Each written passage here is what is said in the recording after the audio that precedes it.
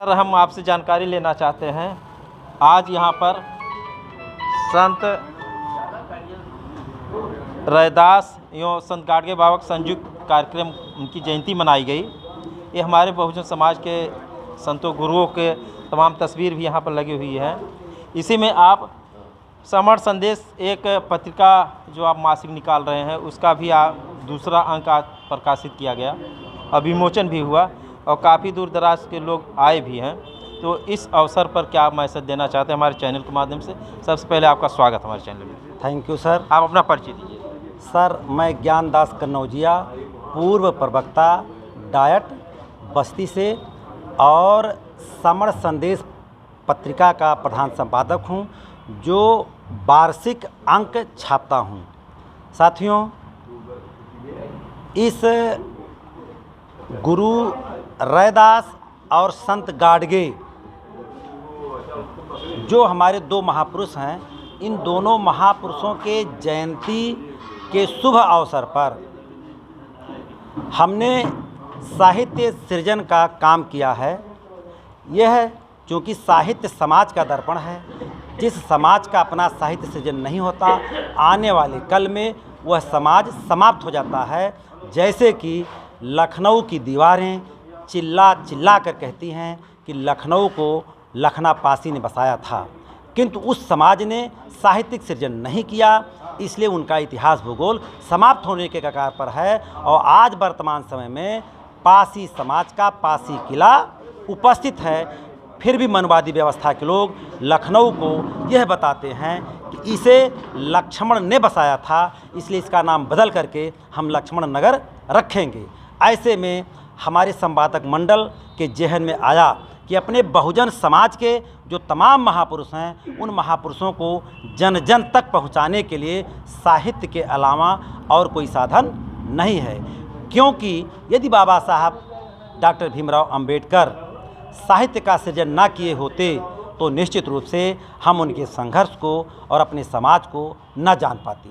ऐसी स्थिति में बाबा साहब अंबेडकर के साथ साथ हमारे बहुजन समाज में एक नहीं अनगिनत महापुरुष पैदा हुए हैं, जिन्होंने तन मन धन समर्पित करके समाज की सेवा किया, लेकिन हमारे समाज के लोग अभी उन्हें नहीं जान पा रहे हैं। तो हम अपने बहुजन महापुरुषों को जन जन तक पहुंचाने के लिए इस समर संदेश नामक पत्रिका के माध्यम से साहित्य सृजन करके जन जन तक पहुंचाने का काम कर रहे हैं। जैसे यदि संत राम बीए साहब जो पंजाब की धरती से संबंध रखते हैं, बाबा साहब के साथ कंधे से कंधा मिला करके काम किया, किंतु वह कुम्हार जाति के हैं और कुम्हार जाति का व्यक्ति आज भी संतराम बीए को नहीं जानता है। एकदम एकदम बहुत सही, बहुत बढ़िया जानकारी आपने दिया। ऐसे में हम संतराम बीए को जन जन तक पहुंचा करके बताना चाहते हैं कि अगर संतराम बीए साहब ना होते तो निश्चित रूप से बाबा साहब को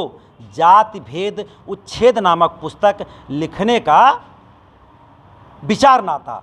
क्योंकि जब लाहौर की धरती पर संतराम बीए के नेतृत्व में हिंदू महासभा ने संतराम बीए के नेतृत्व में हिंदू महासभा ने जाति तोड़ो और समाज जोड़ो नामक कार्यक्रम रखा और उसका सभा अध्यक्ष नहीं मुख्य अतिथि बाबा साहब अंबेडकर को बनाया, तो लोग दंग रहे कि चूँकि हिंदू महासभा ब्राह्मणों की है और बाबा साहब अंबेडकर को क्यों बनाया जा रहा है। लेकिन बाबा साहब अंबेडकर को मुख्य अतिथि बनाने का श्रेय अगर किसी को जाता है तो संतराम बीए साहब को जाता है। और आज बाबा साहब अंबेडकर का वह भाषण तो नहीं हो पाया, मनवादी विचार के लोगों ने उस सभा को निरस्त कर दिया, लेकिन बाबा साहब की अपनी जो सोच थी कि वह जहाँ भी जाते थे अपने विचार को, अपनी भाषण को लिख करके और 2 दिन पहले वहाँ के जनसामान्य समाज में बंटवा दिया करते थे कि समाज जान लें कि अगर बाबा साहब अंबेडकर आएंगे तो क्या बोलेंगे और क्या कहेंगे। अगर वो उसके पोषक हैं तो आवें और ना पोषक हैं तो ना आवें। ऐसी स्थिति में वह आज उनका भाषण किताब के रूप में इन हेलेंस ऑफ कास्ट, जिसे लंदन में पढ़ाया जाता है, अमेरिका में पढ़ाया जाता है, रूस जापान जर्मनी में पढ़ाया जाता है, किंतु उनकी किताबें आज भारत की धरती में नहीं पढ़ाई जाती हैं। तो ऐसे विचारों को जन जन तक पहुंचाने के लिए इस पुस्तक के सृजन की आवश्यकता पड़ी।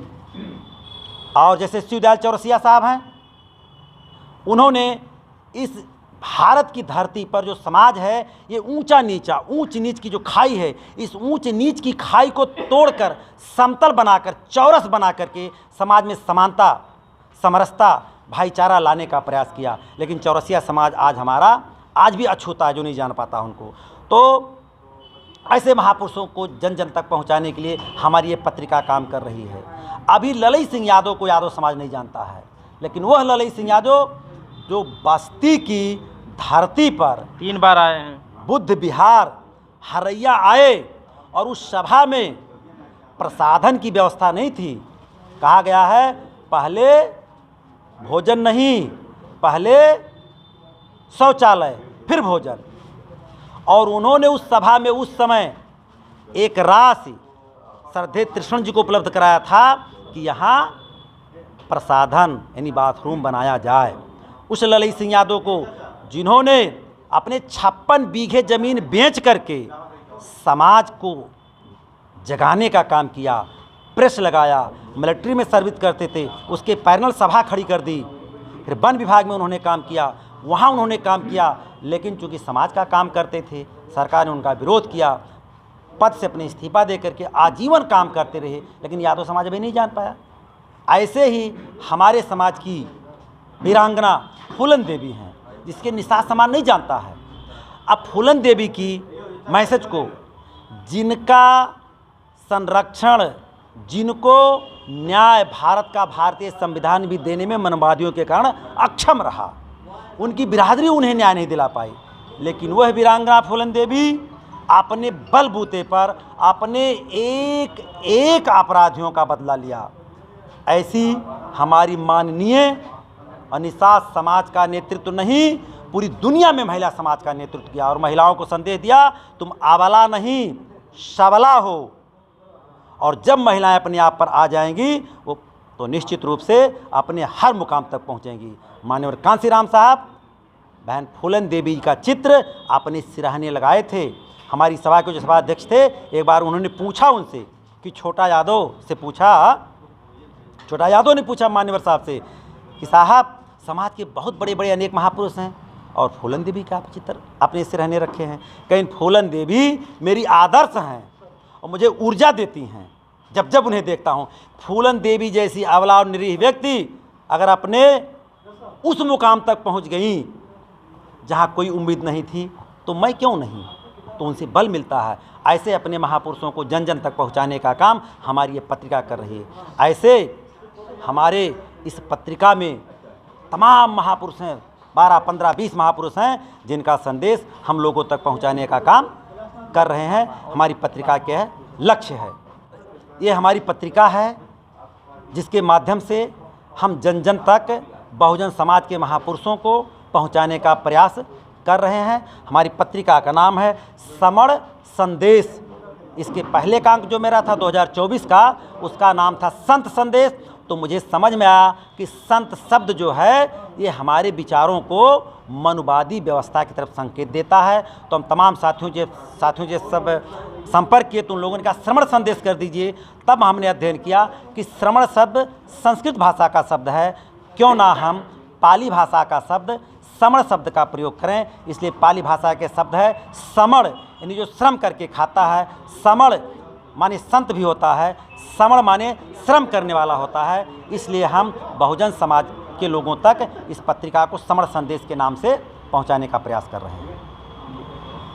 इसमें कितने आपके कुछ संगठन आप बनाए हैं इसके, तो उनका भी ज़रा नाम बता दीजिए। सर, ये हमारी जो पत्रिका है, इस पत्रिका में संपादक मंडल है। संपादक मंडल में प्रधान संपादक ज्ञानदास कन्नौजिया जी, सह संपादक जीपी कन्नौजिया, डॉक्टर बाबूलाल गौतम और प्रबंध संपादक जय गोविंद श्याम जी हैं। हमारे इस पत्रिका के संरक्षक के रूप में पूर्व न्यायिक सेवा में रहे आद्याशरण चौधरी साहब हैं, जो वर्तमान समय में सेवानिवृत्त हैं। और संरक्षक मंडल हमारा जो है उसमें doctor BK Gautam ji, doctor Vijay Shankar ji, Bechuram Kannaujia, Babulal Kannaujia, Gauri Shankar ji, JP Rao, doctor Rajesh Kumar Kannaujia जी हैं, जिन लोगों ने और इस पत्रिका के संपादन में प्रमुख योगदान वर्तमान समय में हमारे कैलाश नाथ जी हैं, उनका रहा।